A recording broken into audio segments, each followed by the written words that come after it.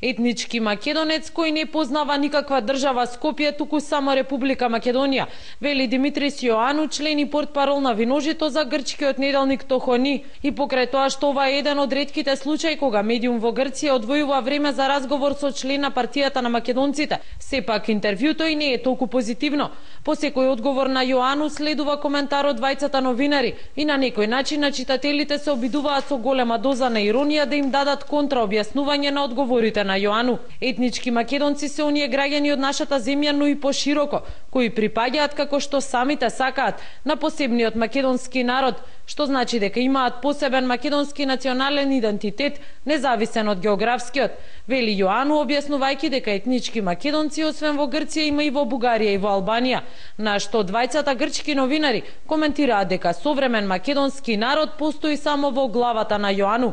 Етнички македонец, може би мислите етнички предавник, одговараат новинарите на објаснувањето на Јоану во врска со проблемите со кои македонското малцинство се соочува во Грција, а најверојатно испровоцирани од одговорот каде што наместо Северен Епир го користи терминот Јужна Албанија и им вели: за вас ние етничките македонци не постоиме во нашата земја и во овој момент вие правите интервју со некој кој не постои. Својот став дека Скопје не е држава туку град, членот на Виножито го повторува на неколку пати во интервјуто и покрај упорноста на новинарите, но и праксата во Грција, уставното име на нашата земја да се заменува со името на главниот град.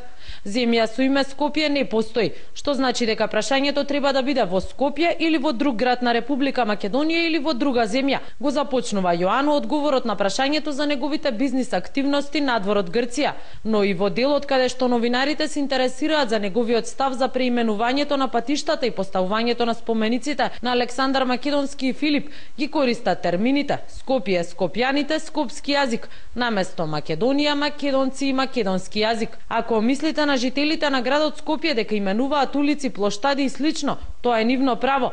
За вториот дел од вашето прашање можете да замислите некој да праша Перикли зборувал каламатски, односно дијалектот од Каламата. Јоану со контра прашање на Тохони, дали Александар Велики говорел скопски. Портпаролот на партијата на македонците во Грција вели дека Виножито е легална партија, која ќе земе учество на евроизборите во 2014-тата. Тохони го издаваат двајца новинари македонци. Господинот Јоану исто така изјавува дека е македонец, но немаме никаква врска со него, пишуваат Христофоридис од Солун и Какламанос од Серес во воведот на интервјуто под наслов Часови по историја од еден етнички македонец. И му посветуваат грчка песна во мојот заматен ум. За вестите на Канал 5 од Атина, Сања Ристовска.